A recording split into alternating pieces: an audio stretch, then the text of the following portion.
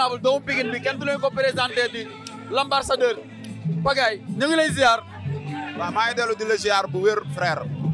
ginnaaw ba ñu rafetloo sa teewaay ci bés bi lan moo jaral tey nga bàyyi lépp lu nga doon def ci guddi mu jaral la teewal moom ci bisam bi. waaw d'abord di bëggee ñëpp di nuyu ñëpp encore di bëggee waa banlieue bi li ko waral ñaar la bi ci njëkk mooy yàgg naa ko wax Pikine benn bopp la kenn mënu ko xar ñaar donc doomu banlieue moo xewle sunu rakk moo xewle moom moo nekk xale boo xam ne moom it aussi mi ngi ci affaire yi muy ñaar donc nag kon buñ ma fi gisee duñ ne guleet sama wareef laa def dama def sama wareef rek ndax vraiment ñun fii la ñu jaar dañu nekkoon ci début bi di am ay événement di woo suñuy grand frère bëgg ñuy ñëw di ci jàpp kon tey bu ñu demee ba suñuy rakk am bis yu toll nii di am yéene pour ñu ñëwal leen suñu wareef mooy ñu teewal leen ndax ñoo bokk li ñu bokk muy banlieue. kon mën nañu xam ne artiste Pikine yëpp benn lan.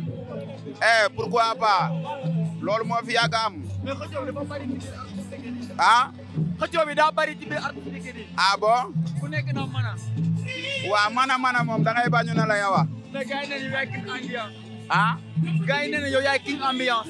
waaw man en tout cas maa ngi jàppee sama bopp Baye Fall bi rek ak liggéey ah. ñeneen ñi ay lan lañ. ñun ñëpp ay ndaanaan lañu. ñeneen ñi ay lan lañ boo nekkee king. ñëpp ay ndaanaan lañ ñëpp. nan nga gisee aar bi fan la toll. waaw aar bi ni ma ko gisee mooy vraiment mi ngi avancé mais am na affaire yu ñu war a xoolaat yu bare c'est parce que un artiste dafa am melokaan boo war a yor.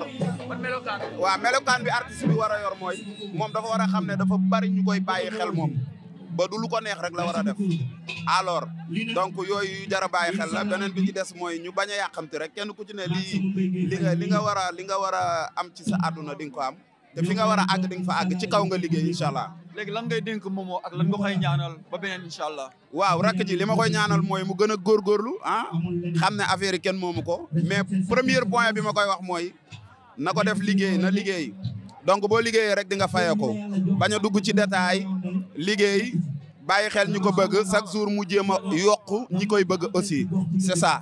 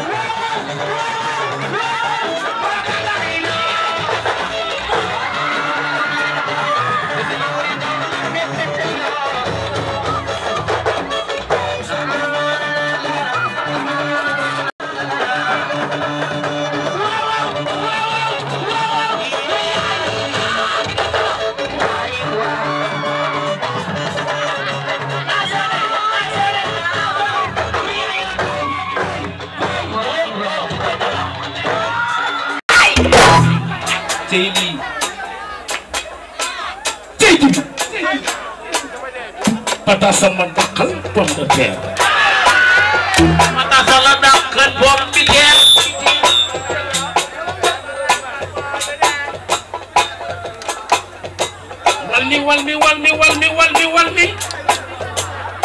walmi ndoxum gaal xam nga kakatar garab bu mu yéeg tari koy doro waaw kakatar dalu takk fer daa amul ndigg nan nag bañu ko koy dafa amul bëri ey saru ki mi ñamata su ko defee mi ñëw na tampol batila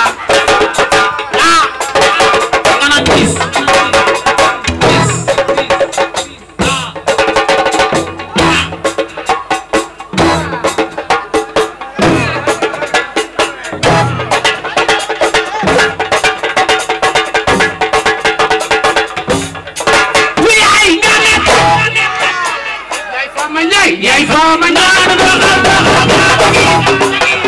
Kokoy basila turundo samba nyara bay samba nyara basila